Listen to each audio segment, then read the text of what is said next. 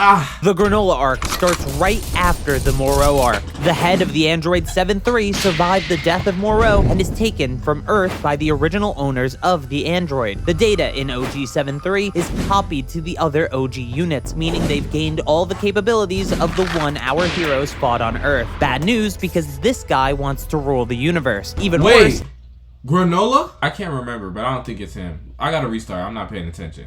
Head of the android 7-3 survived the death of Moro and is taken from Earth by the original owners of the android. The data in OG 7-3 is copied to the other OG units, meaning they've gained all the capabilities of the one our heroes fought on Earth. Bad news, because this guy wants to rule the universe. Even worse... Wait, if I remember correctly, this was the nigga that could copy everybody's abilities, correct? Okay.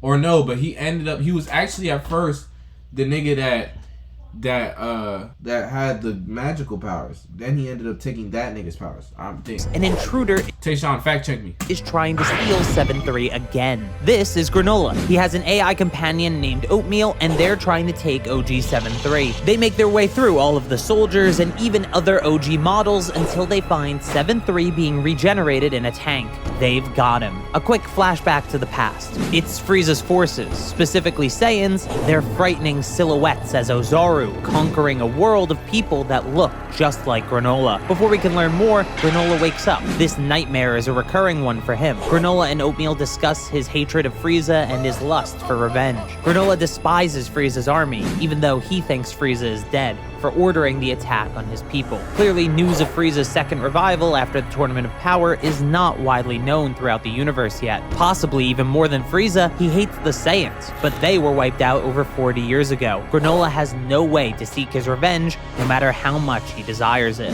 Meanwhile, over on Beerus's planet, Goku is helping Whis give the Oracle Fish her medicine. Apparently, the Oracle Fish has been having insomnia, and that could be a bad omen for the future, but it could also be nothing. With the Oracle Fish settled, Goku and Whis start training. After fully grasping Ultra Instinct in his fight with Moro, Goku can enter the silver-haired form at will. But Whis reminds him that isn't the true end goal. Whis has a better command of Ultra Instinct than Meris, and the Grand Priest is even above Whis' Ultra Instinct. Goku must refine his Ultra Instinct, but he can't do it by simply copying Whis' fighting style. Beerus asks Vegeta if he'll try to master Ultra Instinct as well, but Vegeta says it doesn't suit him. Beerus lets Vegeta know that Ultra Instinct isn't the only technique of the gods, and that the gods of destruction wouldn't run around with their hearts and minds all tranquil. Anyway, here's a panel of Beerus using Ultra Instinct in the manga against the other gods of destruction. Seems pretty useful to me, at least. Vegeta asks to be taught the technique, but Beerus says he doesn't train people. He is about to exercise to wake himself up, though, so if Vegeta wants to watch and steal some things for himself,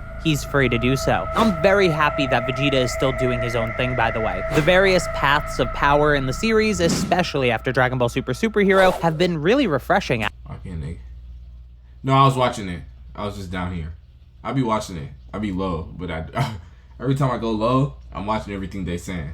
Actually. Back to Granolah, he's bringing OG 7-3 to a group called the Heaters. Another bounty hunter, Soshiro, tries to get in on Granolah's haul. Personally, my nigga Vegeta though, I will say this. He never gonna be on no bitch ass shit. That Ultra Instinct shit feel like some bitch ass shit. You know what I'm saying? Put your ego to the side and shit. Put your pride to the side. He cool off that. I know how my nigga move, bro. He wanna be big ego. He wanna be big man all the time, nigga. Fuck is we talking about, bro?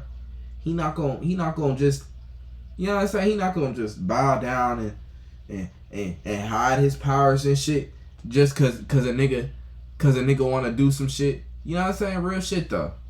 But Granolah tells him to keep his hands to himself. Granolah gets a large bag of credits, the same currency we saw in Dragon Ball Super Broly, and he asks Elec, the leader of the Heaters, what he plans to do with 7-3. Elec has no interest in making an army of OG units. He sees more value in money and intel. You can always hire combatants, and information is what truly controls the universe anyway.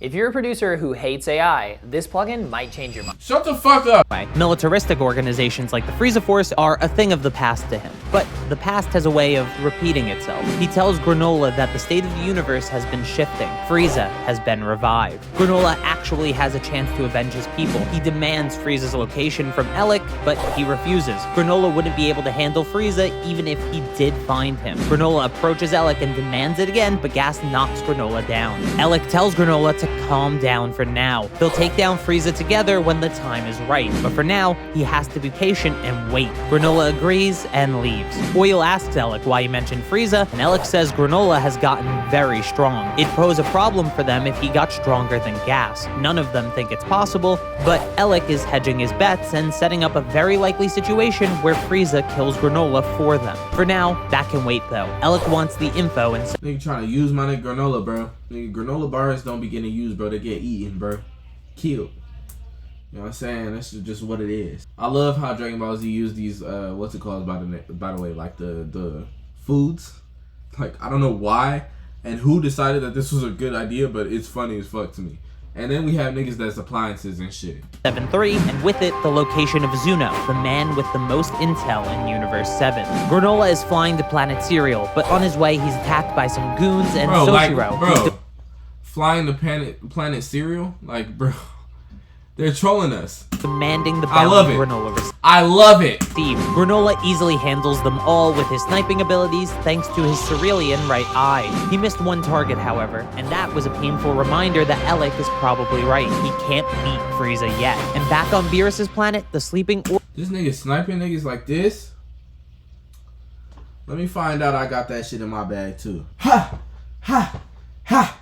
Oracle Fish mumbles that the strongest warrior in the universe will soon rise up. Granolah returns to his homeworld, planet Cereal. A race called Shigarians inhabit the planet since the Cerealians were killed off. It was actually the Heaters who sold planet Cereal to the Shigarians that lost their own planet. Granolah doesn't stay in the city with the Shigarians because the civilization was made for them, and on the mountain his house is on, he can see the ruins of his hometown, making sure he never forgets what the Saiyans did to his people. Back on Beerus's planet, the God of Destruction asks Vegeta about the Saiyans' destructive past. Vegeta sees the Saiyans as having carved their own fate, something Goku actually says in Dragon Ball Z. Beerus says it's a ridiculous notion, but Vegeta asks what Saiyan history even has to do with the technique Beerus is showing him. Beerus says, plenty, as he destroys one of his decorative planets, but the explosion is larger than from a normal ki blast. Vegeta asks what that technique was, and Beerus says it's a small glimpse of what he can do. Before Vegeta can even ask how to do it, Beerus slams Vegeta into the ground. He tells Vegeta that if doubt continues to weigh him down, this power will never be his. Vegeta's own crimes aside, it's self-centered for him to carry guilt for the sins of all Saiyans. Beerus Talk to him, nigga. It's cause that nigga too powerful on his people though. But it's true. Nigga, be yourself, nigga. Handle business, nigga. You know who you is, nigga. Real shit. throws Vegeta to the side and finally tells him the truth. He was the one that suggested Frieza destroy planet Vegeta and the Saiyan race. As Beerus continues to taunt Vegeta, the Saiyan Prince transforms into Blue Evolution and begins to fight Beerus, but it's just as one-sided as ever. He tells Vegeta that the things the Saiyans did in the past have nothing to do with Vegeta now. He'll never be able to grow beyond this point so long as he's trapped by the past. Then, Beerus grabs Vegeta's arm and uses Destruction, also known as Hakai, on Vegeta's armor. Goku even points out that he tried and failed to do this in the past, referring to the manga's version of the future Trunks arc. Beerus says his mind is always on Destruction and nothing else. That's why there's no limit to his power. Not literally no limit, by the way. He means his potential to grow is limitless because of this mindset, while Vegeta's potential to grow is limited by his own guilt-ridden mindset. Beerus further elaborates and tells Vegeta to destroy any stray thoughts and recreate himself from scratch. Before creation comes destruction. Back at the Heater's base, they've finally gotten Zuno's location out of 7-3, but they also see the prisoners being released from the Galactic Patrol prison. Alec asks how it happened, and he learns about Moreau, and more importantly, the Dragon Balls. Now Alec knows how to get any wish granted, and even worse, he knows the Namekians created the Dragon Balls. But Gas says something even more surprising. Namekians used to live on planet Cereal with the Cerealians. It turns out Granolah actually Let me find out something I ain't know. They're dropping history bombs on niggas and shit now. What this mean? He lives with an elderly Namekian named Monaito. Granolah tells Monaito about Frieza's revival and how he wants to be the one to take him down, but Monaito says Granolah doesn't have the power to beat Frieza. Granolah says he may have to resort to that, looking to a Dragon Ball in their home. Monaito says the Dragon Balls aren't for revenge, but it doesn't matter anyway, since they need the other one to make a wish, and it's been lost for nearly 40 years. If you haven't noticed, Monaito's Dragon Balls are a set of 2 instead of the standard 7. Then we jump to Planet Namek, where we learn a bit of Namekian history. This is more lore than story, but the important points are the size and quantity of Dragon Balls depends on who made them. They were originally ritualistic, something brave warriors would seek out to collect in times of great suffering, and we even learn it's possible Namekians live on other planets in the universe outside of just Earth, New Namek, and maybe even beyond Planet Serial as well. Since this is a huge lore drop, so brace yourself, the Namekians apparently moved to this universe from another realm altogether.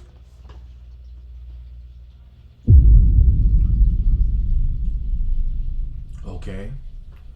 Why did we not know? I mean, alright. Together. What that will mean for the future, I don't know. Means nothing now. Back on Planet Serial, Monaito says since he's the last Namekian on the planet, his Dragon Balls will die with him. He tells Granolah that wishing things back the way they were would only punish the Shigarians unjustly, and revenge would only give rise to new enemies. Granolah agrees, and Monaito goes to sleep. Unfortunately, Granolah is watching his space TV and sees that a Shigarian found the missing Dragon Ball, so he steals it. He goes into the wilderness and summons the eternal dragon Torombo, and Granolah wishes to be made the strongest warrior in the universe. Torombo clarifies Granolah's wish as being the strongest mortal in the universe, and Granolah says yes. Torombo says he can make Granolah stronger, but only to the limit of his latent potential, which makes becoming the strongest in the universe beyond his reach. However, Torombo can make Granolah the strongest in the universe if he agrees to a certain condition. Without hesitation, Granolah agrees. Back on Beerus's world, Vegeta is trying to learn destruction, but he's doing it wrong. Beerus says you need to erase the target from existence, turn something into nothing. This destruction of matter is what creates the large release of energy we see. Goku continues to train with Whis and is excited to see if he or Vegeta will end up the strongest in the universe. Whis says it may not be either of them, and that surprises Goku since he can't think of anyone stronger than them, and neither can Whis. Funny enough, this should mean Goku and Vegeta are stronger than Broly at this point. Whis elaborates that the next powerful entity can appear at any time. That's the truth. That's the truth. In the scope of the universe. The Oracle Fish repeats her prophecy once more, and Vegeta finally manages to use destruction correctly on a pebble. Back on Planet Serial, the Dragon Balls disperse and Granolah's hair has grown long. He lifts a large boulder with ki and destroys it. While not explicitly stated, this is heavily implied to be something similar to destruction. Monaito hears the blast and runs to him. He once again warns Granolah that new enemies will rise up, but Granolah says he can defeat any enemy now that he's the strongest in the universe. Monaito snaps back and says that he's the strongest today, but there's no knowing what tomorrow will bring. Granolah ignores him and begins to search nearby worlds for Frieza's presence. This is seemingly Yardrat spirit control in action as shown in the Moro arc. Monaito tries to stop Granolah, but he leaves to go get Frieza's location from Ellen. Granolah arrives at the Heater's base and demands Frieza's location, saying that he's now the strongest in the universe. But Oil and Maki just aren't enough. Gas is about to jump in, but Elec says they've seen enough. He can tell Granolah has gotten stronger, but he needs to know how. Granolah tells him it was the Dragon Balls. This confirms Elec's suspicions of Dragon Balls being on Planet Serial. Probably not the smartest thing for Granolah to do.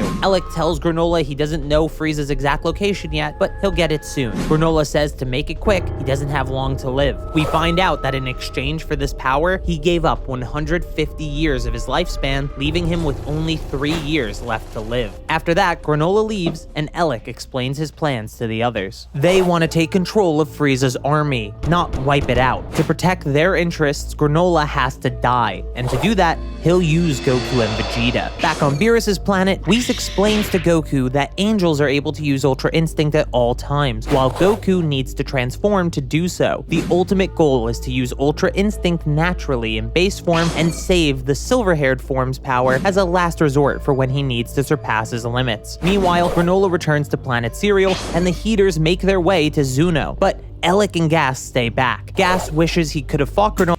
Also, what I'm loving about this shit is that they're like starting to like give these niggas universal powers, but it's like every time I think my nigga Piccolo got stronger, bro, they leave him in the dust, bro. Fuck.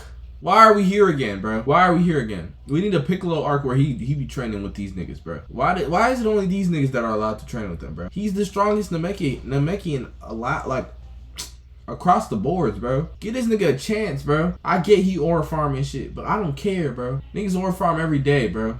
But Alec says his moment to fight has yet to come. Gas is the only heater with the potential to surpass Frieza. On Zuno's planet, Maki and Oil get answers to 10 questions. I'm sure we'll find out what they were, right? On Beerus's planet, Goku and Vegeta refine their techniques. Whis receives a call from Bulma. Maki and Oil are on Earth in search of Goku and Vegeta. They want to have the two of them fight a villain for them. An obvious ploy to us, but it works, especially. Imagine being able to build an app with your name on it, just by thinking about it.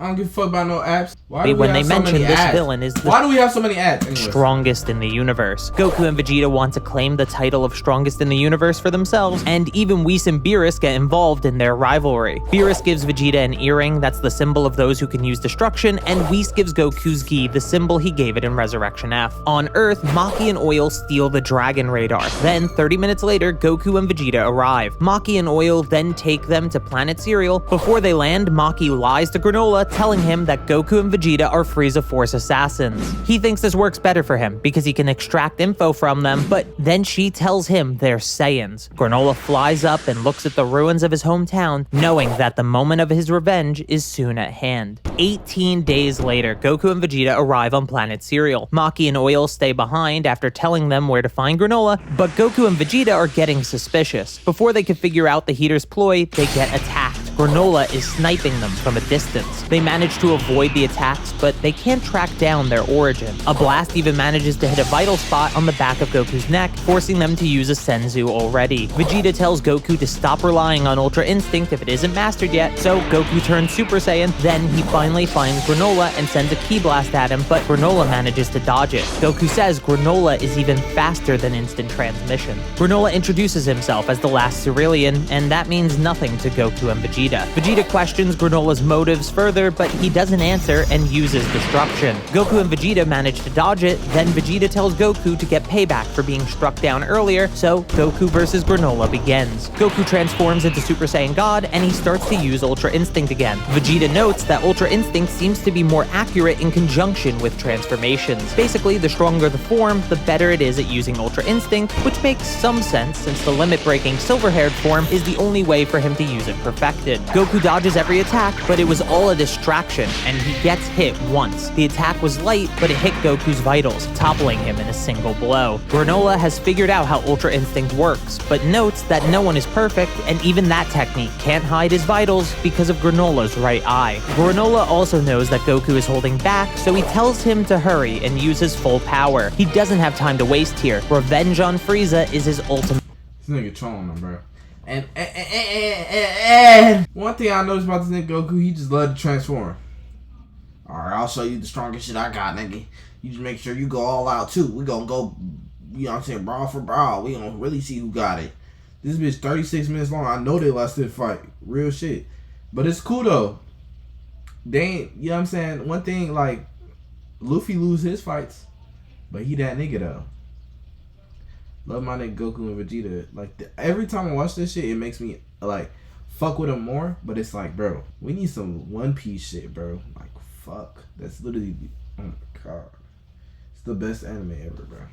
Goal. Goku is confused though, since he thought Granolah was the villain, but before they could talk about it, Granolah powers up and tells Goku he'll pay for the crimes of the Saiyans. Goku uses Super Saiyan Blue with Ultra Instinct. However, Granolah still manages to strike Goku's vitals again. Stronger attacks and faster evasion won't ever help because Granolah's right eye can lock onto his vitals every time. But Goku disagrees and says he just lacks training to use Ultra Instinct to its full abilities. Granolah tells Goku not to make excuses and says he's ending the Saiyan line here. Then he uses an attack just like Moro's. Goku barely manages to teleport away in time to Vegeta in the Cerealian city. Vegeta has figured out that Granolah is the survivor of a race he'd heard about long ago that was wiped out by the Saiyans. This explains the grudge he holds and that Maki and Oil were using them all along. Goku asks if they should try to convince Granolah, but Vegeta said it won't help since he wants to wipe out the Saiyans. So Goku has to beat him first, then convince him. So he uses Ultra Instinct, the form, and faces Granolah once again. This time, Granolah can't perceive any vitals, and the battle is extremely one-sided. Granolah can't touch Goku, and every attack from Goku is far stronger than before. Goku tries to talk to Granolah.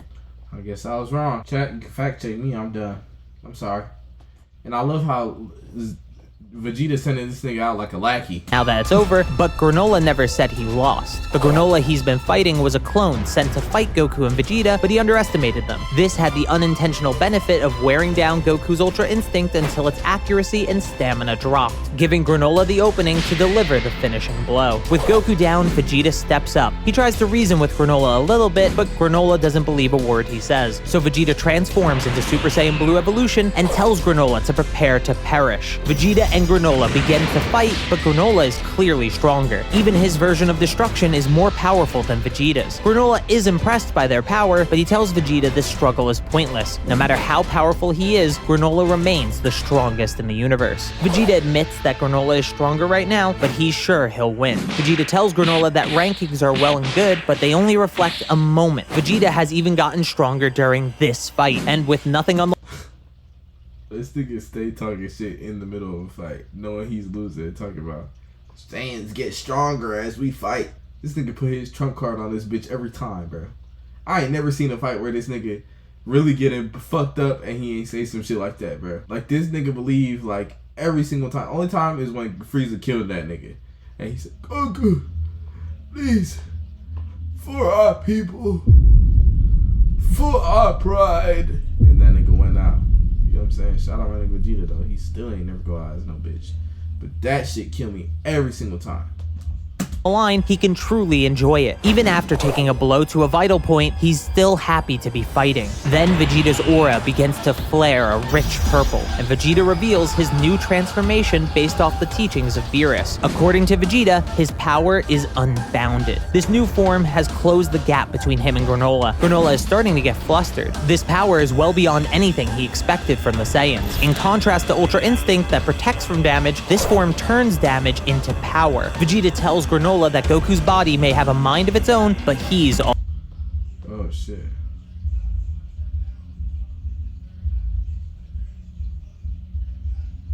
Oh no, I was wrong. I'm sorry. all ego. So go ahead and call this form Ultra Ego. I was just talking about this nigga ego. Child, what the fuck I'm supposed to say? I'm a genius. I'm a genius. Go. Listen, the form is cool, alright? But the name is a little goofy. Granolah can't believe a grunt under Frieza is this powerful. So I actually fuck with that name, Ultra Ego, because that's what this nigga Vegeta tells Granolah that the Saiyans were also a victim of Frieza's tyranny, but Granolah refuses to believe him. So Vegeta continues to fight Granolah. Oatmeal tries to talk reason to Granolah as well, but he doesn't want to hear it. He rips off his headpiece that holds Oatmeal and throws it to the side. He thinks as the strongest, he doesn't need support from anyone. Granolah tells Vegeta he isn't the only one who grows stronger while he fights. Even worse, the damage Vegeta has taken is starting to accumulate. He even needs to dodge some attacks now because he's starting to lose consciousness mid-combat. As the dust of the battle clears, there's something hidden. Oh, that's for you. Consider subscribing if you haven't yet. Also charges an attack that'll destroy, charging an attack while concealed. Once Vegeta sees it, he also charges an attack that'll destroy anything it touches. As Vegeta's attack makes its way to Granolah, his left eye turns red. Nigga, they don't give this nigga Granolah, nigga, both eyes, nigga.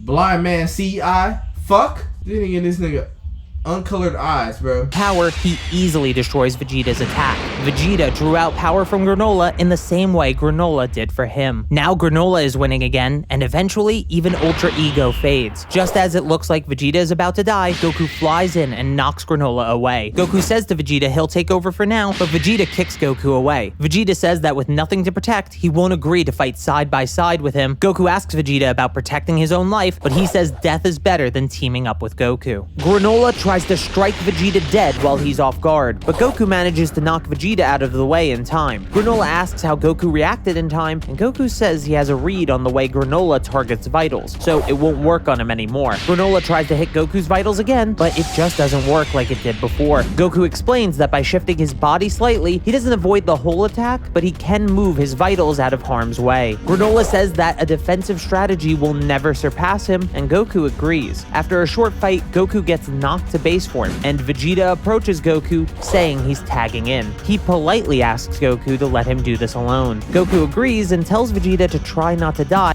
Bro, look at this nigga, bro. Do you see that walk? This nigga a menace. Head down like this. I got it. I got it, Goku. Let me handle this nigga. What are you talking about? I would have been like, nah, bro. We gotta team up and beat this nigga, bro. That's the only way. You know, a nigga like me, I gotta think with a head on. I'm saying, this nigga talking crazy. Shit. Vegeta got it. With a concerned look. Vegeta asks Granolah if his life has no meaning beyond revenge, to which Granolah doesn't answer. That was enough for Vegeta. He transforms into Ultra Ego again, and the two begin to battle. The fight takes the two into a Shigarian city, and Granolah begs they don't do this here, but Vegeta doesn't listen and uses it to his advantage. Granolah knocks Vegeta down and blasts him at point-blank range. Granolah drops down, exhausted, but then a wall breaks, and he sees a terrified mother and child, reminding him of his own past. Vegeta tells Granolah he thinks Granolah's grudges are well-deserved and he can't object to Granolah destroying him, but he warns Granolah that's just history repeating itself. The Cerealians were never like the Saiyans. Granolah says the Saiyans took everything from them, and he'll never move past that. In a final gambit, Granolah uses his remaining life force to charge an attack that'll kill both him and Vegeta. Vegeta apologizes to Beerus. The powers of the gods of destruction were beyond him. He accepts this fate for the Saiyans. Goku runs to stop them, and at the same time, Monaito flies in Granolah's ship with Oatmeal. Monaito gets Granolah's attention, and Goku is able to knock him down, stopping the death of both Granolah and Vegeta. Monaito steps out of the ship, and both Goku and Vegeta are surprised to see a Namekian. Granolah is furious his revenge has been interrupted, but Monaito says he had lied to Granolah. There was one Saiyan that didn't earn his vengeance, the one that saved them 40 years ago, Bardock. Now, I have my own thoughts about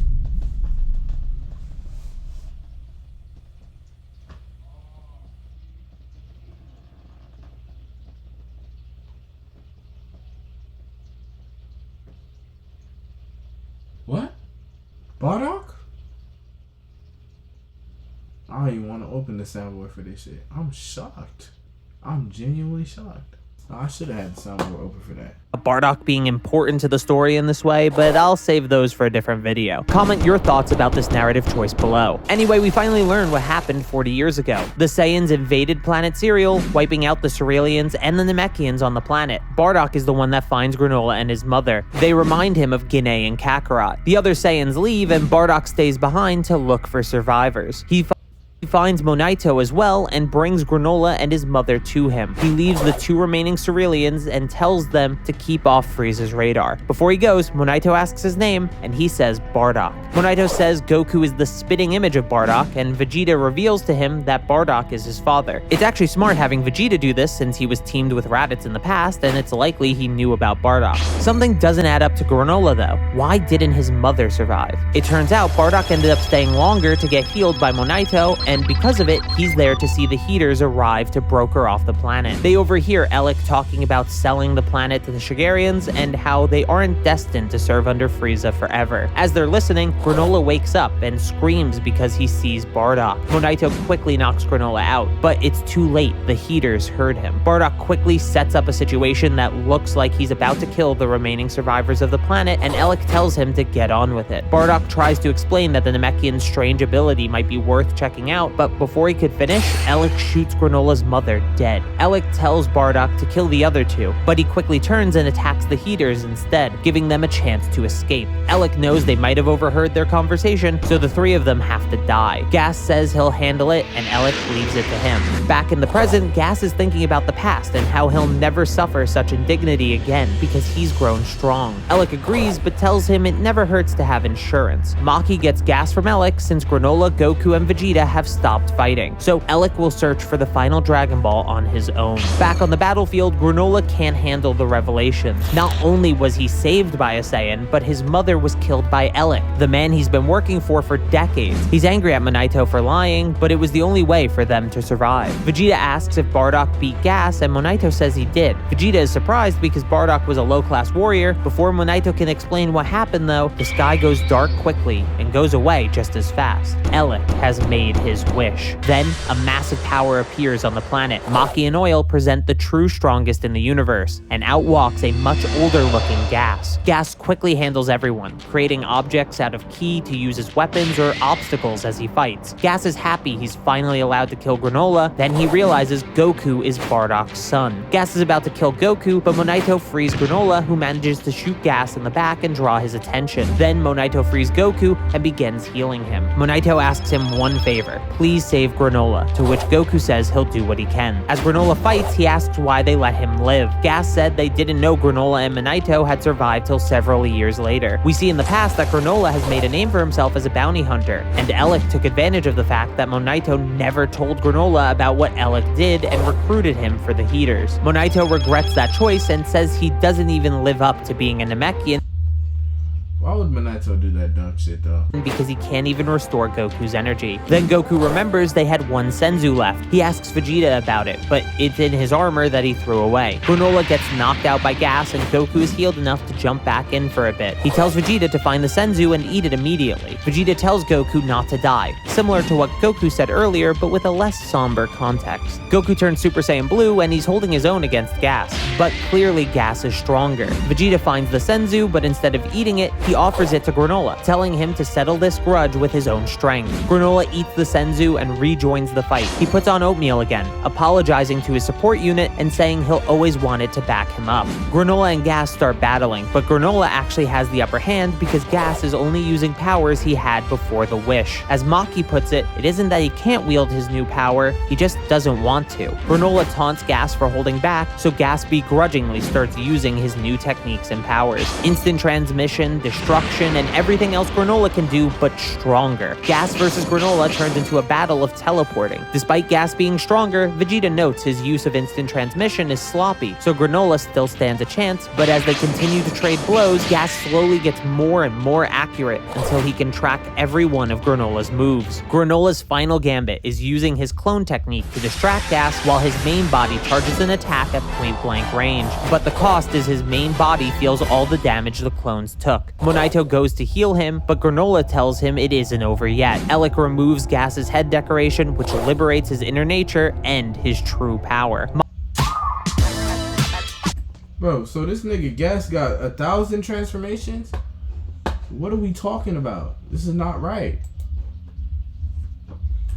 When they're in his inner nature and his true power. Maki says they lose all sense of self when their instincts are liberated, but Alec says Gas can handle it. I guess this is kinda like their version of the Saiyan Ozaru form. Gas begins to bulk up and returns to the battlefield acting like a mindless brute. He's far stronger now and he's easily beating Granolah. Then he attacks everyone he sees. Vegeta is next, but Goku jumps in to help him. When Gas sees Goku, he goes flying back, traumatized from fighting Bardock. This is what Alec needed. As Gas remembers the pain of that loss, he returns to his senses. Now with full control over his instincts, Gas is the true strongest in the universe. Gas uses his new power to immobilize Goku and Vegeta. Granolah tries to kill Alec, but Gas teleports him to safety. Granolah is furious and charges a blast, but before he can fire it, Gas breaks Granolah's forearms, shoots out both his eyes, and it ends with Alec shooting Granolah through the torso the same way he killed his mother. Goku is mad, but he just can't do anything. Then Vegeta gives him the last of his energy to go and fight. So Goku turns Super Saiyan Blue again. He attacks Gas, but before he loses his cool, Goku calms down. He tells Gas they have no reason to fight, so he asks Gas to leave. Gas is surprised that Goku isn't angry at Granolah's death, but Goku says he has to remain calm for his special move to work.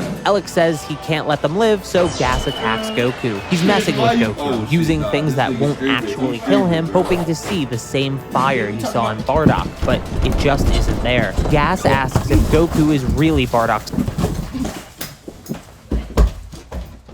Get up, nigga! What's up, though, Stream? Stream, bro. Yeah, you saw how I just What's handed up, that though, nigga out the chair, Stream? folks.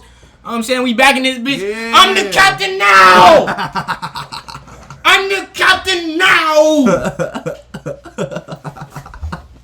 Nigga, grab that nigga up, bro. We ain't grab up the cam in a minute, nigga. I'm the captain now, Grab the nigga. cam up, nigga. You hear me, nigga? Fucking get straight, nigga. What up, Chris? What's up, P-Dot? That nigga got me. Bro. Is that the Gamora? What you watching? How do I know that, bro? I'm Nah, such an yeah, anime bro. fan, That bro. nigga I'm such anime an fan anime for sure. Bro, I ain't gonna lie. I really hit my nose like when I went down here. Like, I don't know why this nigga jumped out. Why this nigga dived down? The pain that I felt in my nose right now, I almost shed a tear. I ain't gonna lie. Hey, I actually nah, did ass. that should be hurting though. That shit hurt so When bad. I know it hurt. you get hit in I your know it nose, Like like, nigga, When you get hit in your I was nose, like, nigga, bro, that shit ain't like no nigga, joke. Nigga, you feel that I almost shit cried tomorrow. right now. That shit hurt so bad. Nigga, listen, I need 2 lighters to light y'all ass up. I'll do it. All right, come back in 10 minutes. Son, and Goku Alright, okay. who says he lost his memories when he was little. Gas understands now and says he cannot fall to someone that can't comprehend who he really is. For now, Goku is getting beaten. Gas and Goku are Goku ain't never gonna beat. Nah. momentarily separated, and they both see Monaito healing Granolah. He's still barely alive. Gas is about to kill Monaito, but Goku grabs Gas and teleports to another planet. Then Goku taunts Gas to see if he can follow him by teleporting. Eventually, they end up in the Granolah prison, where the prisoners remember Gas as the kid who once pissed himself, which is hysterical. They continue to teleport after each other, and Goku asks if Gas should really be following Ellen. Goku's own brother tried to kill him a while ago, so Gas might want to watch his back. Gas continues to follow Goku as he teleports from place to place until eventually Goku finds Whis. Then Goku teleports back to each world they went to in reverse order until he's back on planet Syria, leaving Gas no way to teleport back since he can't sense Goku from this distance. Gas asks Whis which way planet Syria is, and he tells him. Then Gas flies through space to get back. Most surprisingly, This nigga ain't shit, bro. Strongest in the universe and can't figure out where the fuck this nigga is and sent him. Make it make sense. Fish doesn't recognize Gas.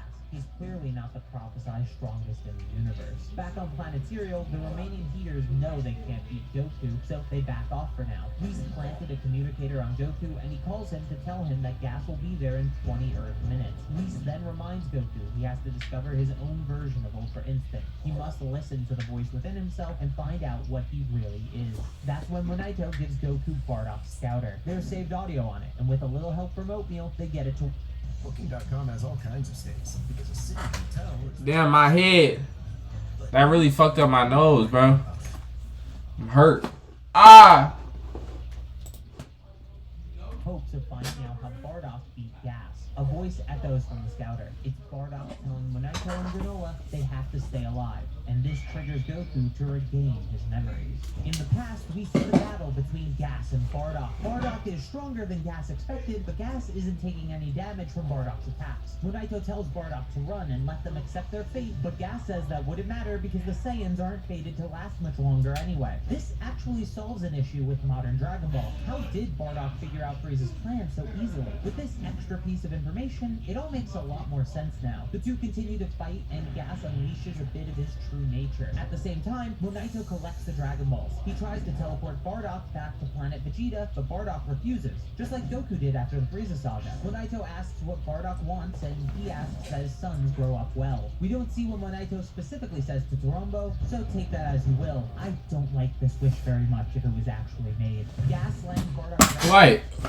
This nigga just wished for his kids to be good. bound by his tail until eventually it snaps off. Gas is about to finish him off, but Monaito blocks the final attack. This enrages Gas and leads to him fully unleashing his true nature. Monaito is knocked away and Bardock continues to fight, but it seems like he's doing better now. Gas asks if atonement or revenge motivate him, but Bardock says only an idiot would think about anything else besides winning in a battle of life or death. Then Bardock pushes past his limits and beats Gas. Elec is disappointed at Gas and tries to finish off Bardock, but he misses and he has to leave because Frieza has arrived. Then Monaito finds Bardock and tells him he won the battle. Back in the present, Goku remembers everything up to being sent to Earth, and he says to Vegeta he finally understands what Saiyan pride is about, or he remembers it, along with Bardock's face.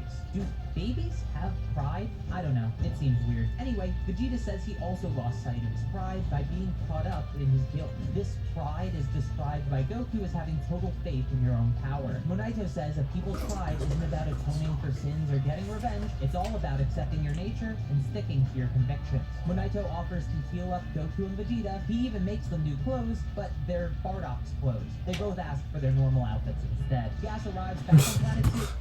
I done same shit, that weak ass ugly ass shit. Ain't shit no more, you feel me? Back in the day, that shit was tough. You throw that on in Xenoverse, you know what I'm saying? You might have a nice little fit going. But nowadays, it ain't shit, you feel me? Me, I was taking it when Goku had that little shit where he had the one, and then he was like he had like the, I want to say it was like the Kai's, you know what I'm saying? They fits, you know, the Supreme Kai fit with the little one shit right here. Or like when he came back from that little island where he learned the instant transmission, that fit was tough. You feel me? Goku and Vegeta step out to face him. The two Saiyans power up, agreeing to fight together this time. Vegeta activates Ultra Ego and Goku activates Ultra Instinct. So the fight begins. But this time what drives Goku and Vegeta is a pure desire to win at all costs. They fight together in one of the coolest fights in the manga, and eventually both push a Hakai towards Gas with all their might. Gas manages to push it back though, and Vegeta leaves Goku to handle it while he fights. Tobias, you supposed to be my only viewer though. Like, other than Tayshawn, it's supposed to be you and Tayshawn. Fuck! I'm sorry. Wait. But this time what drives Goku and Vegeta is a pure desire to win at all costs. They fight together in one of the coolest fights in the manga, and eventually both push a Hakai towards Gas with all their might. Gas manages to push it back though, and Vegeta leaves Goku to handle it while he fights Gas. Goku manages to deflect the attack, then returns to help Vegeta, but Vegeta's doing better now that he's taken damage. Gas and Vegeta continue to exchange blows, but Gas downs Vegeta. The way to beat Ultra Ego is obvious. Kill him in one blow and be done with it. Goku is about to jump in, but then Vegeta delivers a devastating punch while he thanks Gas for the prime fuel. Vegeta tells Goku to stay back. His Ultra Ego continues to evolve. My God. This nigga is so tough, bro. Jesus. When did this nigga learn this shit, bro? But Goku's Ultra Instinct is no different than before. Vegeta tells Goku to figure it out fast, and until he does, Gas is his.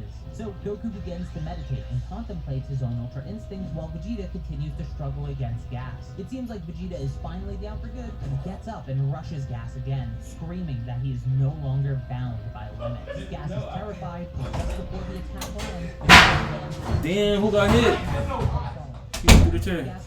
Big dick in the building. Vegeta an equally stupid death, but Goku puts a barrier around Vegeta and moves him out of harm's way. Then Gas targets Goku, but Goku you got an extra shot on your hand? Somehow. Luckily, Goku has figured it out. He uses Ultra Instinct signs since he can utilize his emotions and Ultra Instinct together. Hey, I've been good though, Tobias. You feel me? I've been chilling. I've been working hard and shit. On all fronts. Rather than separating the two. The look on Goku's face reminds Gas of Bardock. Terrifies him. Gas and Yo. Clear that Goku is winning. Goku says he's just barely stronger than Gas now, but he doesn't have long, so he needs to finish this quickly. The fighting style Goku uses is far less like me than far more like Goku, and even if it's Saiyan in some cases. How you been though, Tobias? Desperately uses his weapons, but they're no use. Goku uses the wrecking ball Gas made against him, but only as a distraction before landing a powerful kick. Alec makes his way to Gas and yells at him that he needs his power for Frieza. The Saiyans were only a stepping stone. Goku tells Alec not to force Gas to fight, and they can fight again in the future, but Alec says there won't be a next time for Gas.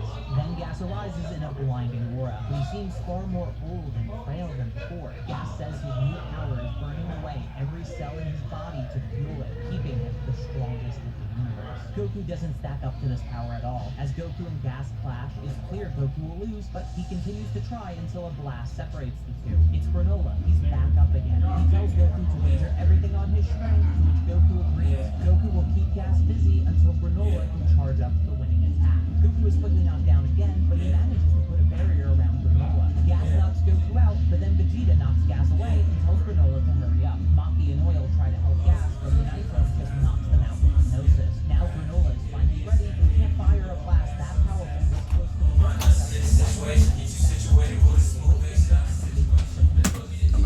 Alright, fine.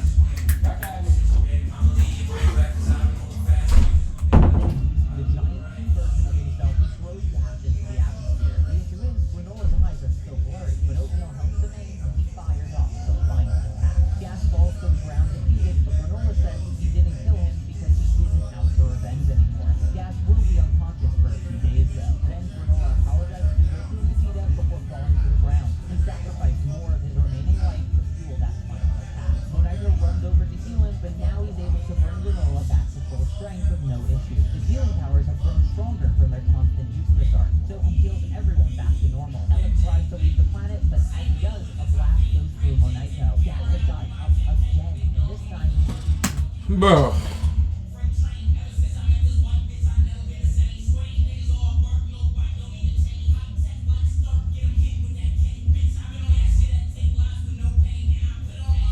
How does this shit happen, bro? How does this shit fucking happen, bro? Alright, I'll turn it up, bro. This shit is just kind of blowing me. How the fuck does this shit happen, bro? More decrepit than ever, he mocks Granola's mercy, and Goku and Vegeta charge in, but Gas tosses them around like they're nothing, and even broken bones.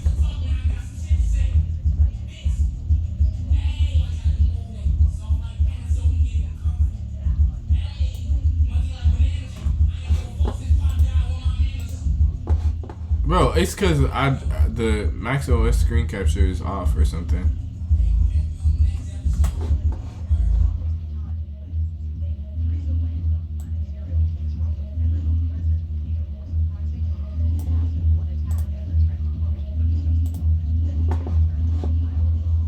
Frieza crushes his skull. Frieza demands Ellic's reason for summoning him, but Ellic lies and says their wires got crossed. However, Frieza knows the truth. Ellic hoped to have Gas kill him, and he even knew. Bro, how the fuck is this nigga killing niggas in one blow, bro?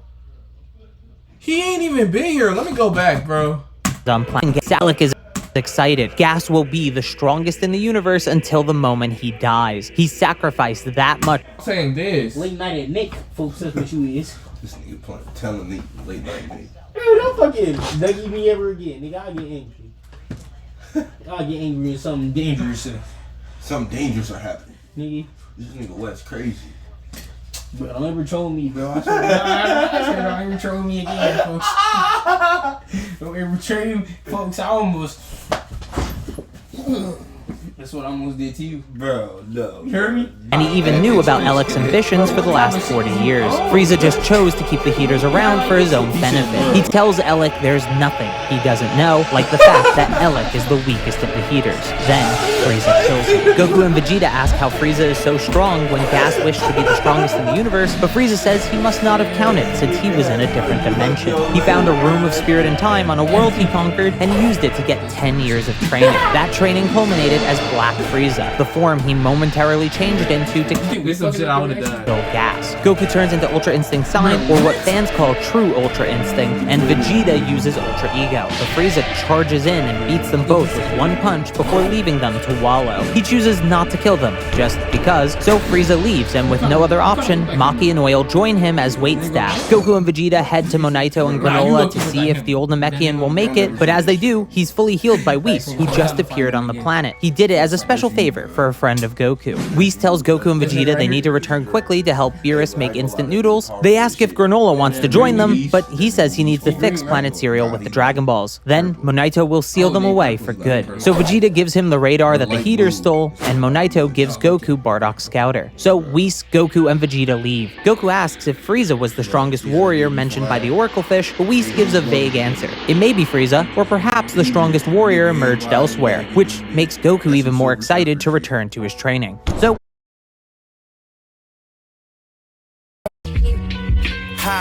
love hard and make bad decisions. It's first Sunday, I'm still begging for Jesus. Can he save me from the fire and the Jezebel spirits? Got bad bitches walking through my thoughts like a demon. Will she take my semen, bear my seed? Can she